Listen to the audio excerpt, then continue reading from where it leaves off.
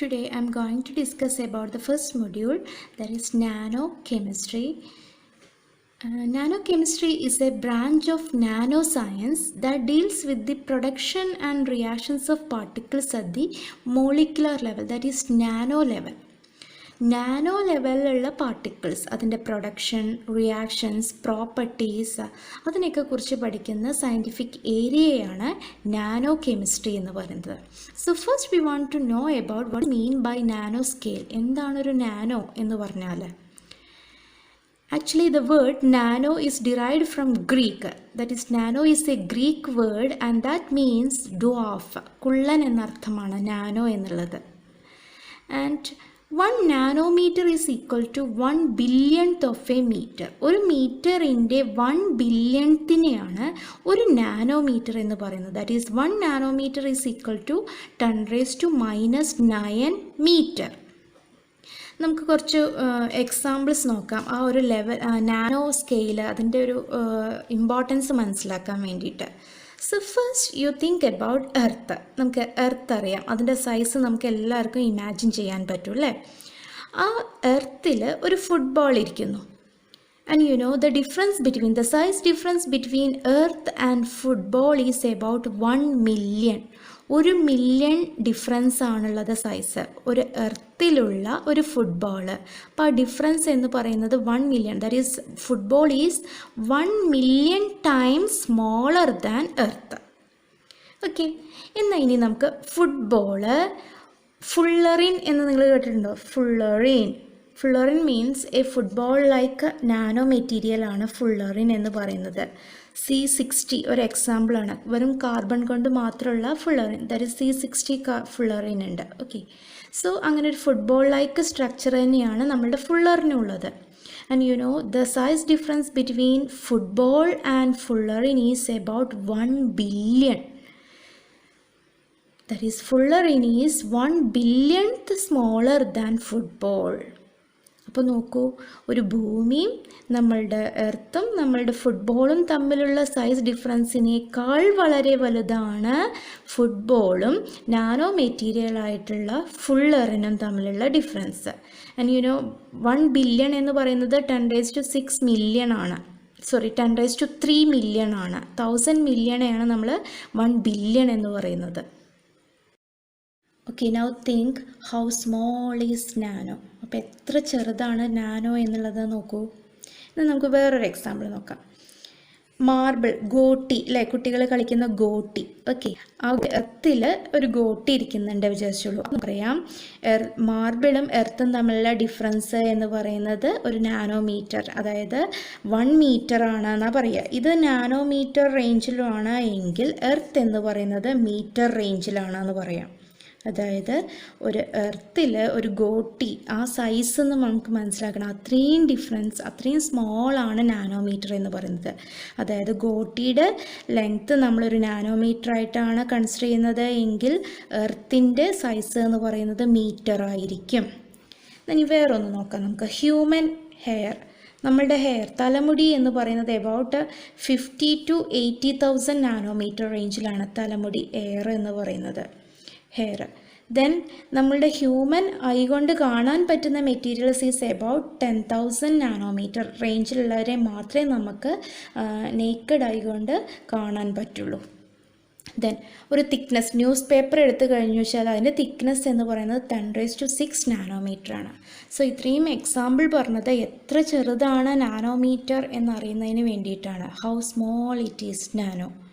Okay, അത്രയും ചെറിയ സൈസിലേക്ക് വരുമ്പോൾ the particles or the materials exhibits unusual properties like chemical properties, electrical properties, magnetic properties and so many other properties. They have different physical properties when they are in the nanometer range. Nanometer റേഞ്ചിലേക്ക് വരുമ്പോൾ അവരുടെ പ്രോപ്പർട്ടീസിലെല്ലാം വളരെയധികം മാറ്റം വരുന്നുണ്ട്. അതാണ് nano മെറ്റീരിയൽസിൻ്റെ importance എന്ന് പറയുന്നത്. അപ്പോൾ നമ്മൾ നാനോ സ്കെയിൽ മനസ്സിലാക്കി കഴിഞ്ഞു. Now we can check what is mean by nano particles. ഒരു പാർട്ടിക്കിൾസ് അതിനെ നാനോ എന്ന് പറയണമെങ്കിൽ One of their dimension must be less than 100 nanometre across. ഏതെങ്കിലും ഒരു പാർട്ടിക്കിൾസ് അതിൻ്റെ ഒരു ഡയമെൻഷൻ, നമുക്കറിയാം ഒരു മെറ്റീരിയലിന് നമ്മൾ XYZ ഡയറക്ഷനിലാണ് പറയുക അല്ലേ, അതിൻ്റെ കോർഡിനേറ്റ് ഉണ്ടായിരിക്കും XYZ. അപ്പോൾ ഏതെങ്കിലും ഒരു ഡയമെൻഷൻ 1000 നാനോമീറ്ററിനേക്കാൾ ലെസ് ദാൻ ആണ് എങ്കിൽ, so we can say that particle is a nano particles. Or simply we can say nano particles are the particles with size range 1 to 100 nanometre in any one of their dimension.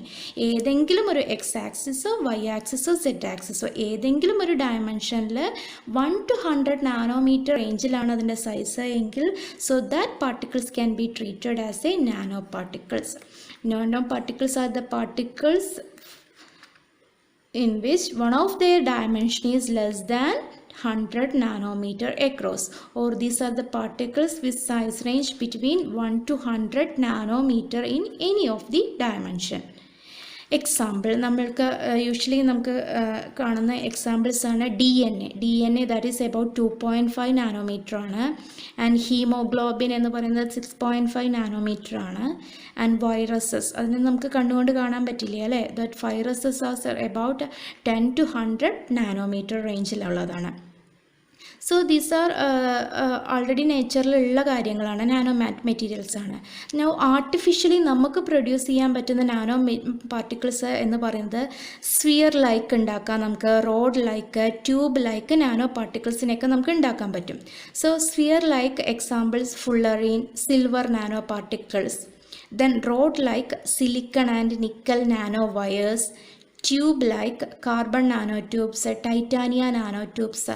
So ഇതെല്ലാം nano particles ആണ്. Nano particles ആവണമെങ്കിൽ അവരുടെ ഒരു ഡയമെൻഷനെങ്കിലും 1 to 100 nanometre റേഞ്ചിലായിരിക്കണം.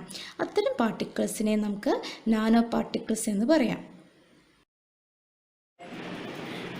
Let us check what is mean by nano materials.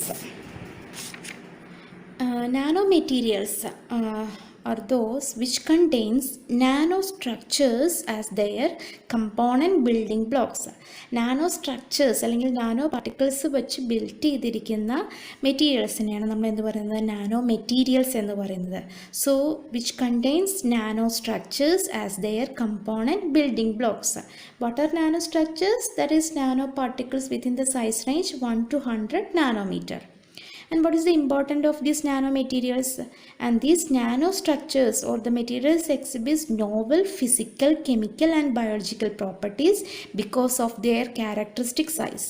ഈ size കാരണം they exhibit novel, that is very important, physical, chemical and biological properties. So that are nanomaterials. Now we can check what is meant by nanoscience and nanotechnology. Nanoscience is the study of nanomaterials, that is in terms of their component nanostructures. അതിനെക്കുറിച്ച് പഠിക്കുക, nano മെറ്റീരിയൽസിനെ കുറിച്ച് പഠിക്കുക. അതായത് അവർ എന്തുകൊണ്ടാണ് that is nano materials build ചെയ്തിരിക്കുന്നത്, nano structures വെച്ചിട്ട് അല്ലേ. 1 to 100 നാനോമീറ്ററുള്ള nano particles വെച്ച് ഉണ്ടാക്കിയിട്ടുള്ള നാനോ മെറ്റീരിയൽസിനെ കുറിച്ച് പഠിക്കുന്നതാണ് nano science. So nano science is the study of nano materials in terms of their component nano structures. And nanotechnology deals with the using nanomaterials to develop products with possible practical applications. Technology എന്ന word വരുമ്പോൾ എന്താണ്, that deals with this usage of these nano materials. ഈ nano materials ഉപയോഗിച്ചിട്ട് പുതിയ products ഉണ്ടാക്കുന്നു വിത്ത് possible practical applications. അതായത് technological സൈഡിലേക്ക് പോകുമ്പോഴാണ്, അതായത് ഒരു എൻജിനീയറിംഗ് സൈഡിലേക്ക് പോകുന്നതിനെയാണ് നമ്മൾ എന്ത് പറയുന്നത്, നാനോ ടെക്നോളജി എന്ന് പറയുന്നത്. So nanotechnology deals with the using nanomaterials to develop products with possible practical applications.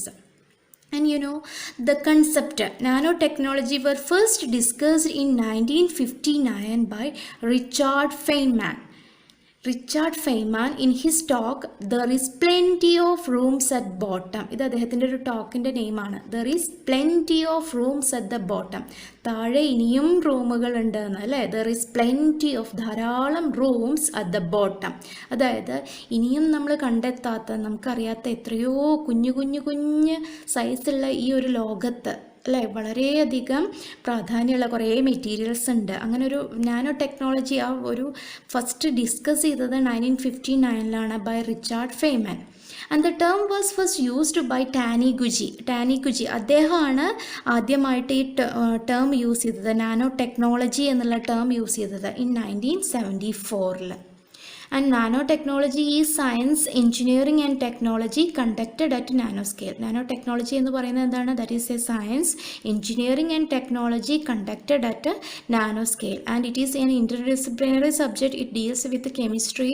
It have application in chemistry, physics, biology, medical field. എല്ലാത്തിലും applications ഉണ്ട്. And that is about nano science and nanotechnology. Now we can check the history. And you know the term nanotechnology that was arised by Richard Feynman in his famous talk There is Plenty of Rooms at the Bottom in 1959. Okay, അദ്ദേഹമാണ് ആദ്യമായിട്ട് ഇങ്ങനെ nano ആ ഒരു വേൾഡിനെ കുറിച്ചിട്ട്, nano വേൾഡിനെ കുറിച്ചിട്ട് പറഞ്ഞത് അല്ലേ. Then Taniguchi in 1974 used the term nanotechnology. And you know, there is a development in the microscope termed as scanning tunneling microscope developed by Binning and Heinrich Rohr. They developed a scanning tunneling microscope. So by using that microscope we can see atoms. അതുവരെ ആറ്റം തരമുള്ള പാർട്ടിക്കിൾസിനെ ഒന്നും നമുക്ക് കാണാൻ പറ്റിയിരുന്നില്ല നമ്മളെ സാധാ മൈക്രോസ്കോപ്പ് വയ്ക്കുമ്പോൾ. ബട്ട് സ്കാനിങ് ടൺ മൈക്രോസ്കോപ്പിൻ്റെ ഇൻവെൻഷനോട് കൂടി we can see the atoms. How we can see the atoms, how we can plot the movement, അതിനൊക്കെ ഒരു ആ ക്വസ്റ്റ്യൻസിനൊക്കെ ഒരു ആൻസറാണ് നമ്മളുടെ സ്കാനിങ് ടണലിംഗ് മൈക്രോസ്കോപ്പ്. അത് വെച്ച് നമുക്ക് ആറ്റത്തിനെയൊക്കെ കാണാം, മൂവ് ചെയ്യാം. Then there occurs development of atomic force microscope, AFM എന്ന് പറയുന്നു.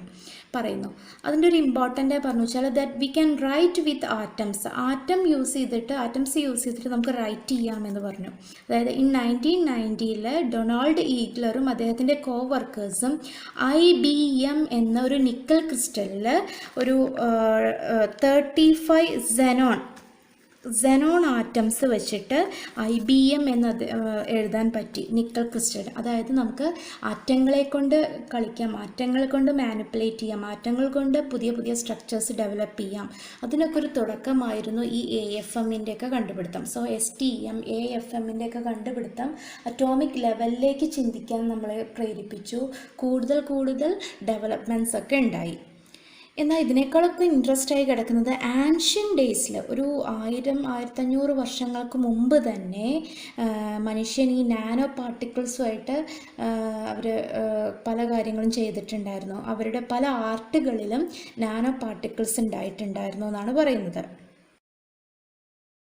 അതായത് ഈ പല ആൻഷ്യൻ്റ് റോമിലും അവിടെയൊക്കെയുള്ള ഈ പള്ളികൾ, അവിടെ വലിയ വലിയ പള്ളികളുടെയൊക്കെ ക്രിസ്ത്യൻ ചർച്ചുകൾ, അതിൻ്റെയൊക്കെ ഗ്ലാസ് വിൻഡോസ്, ഇങ്ങനെ ഗ്ലാസ് വിൻഡോസിലൊക്കെ പല കളറുകൾ കാണാം അല്ലെ, പല ഡിസൈനുകൾ പല കളറുകളിൽ കാണാം. അപ്പോൾ ആ കളറ് കാണുന്നതിനൊക്കെ കാരണം ഗോൾഡിൻ്റെയും സിൽവറിൻ്റെയൊക്കെ പാർട്ടിക്കിൾസ് അതിൽ ഇൻകോപ്പറേറ്റ് ചെയ്തിരുന്നു ഗ്ലാസ്സിൽ. അതാണ് അതിന് കളറ് നൽകുന്നത്. ഓക്കെ, അപ്പോൾ gold and silver particles created color in glass windows of ancient churches.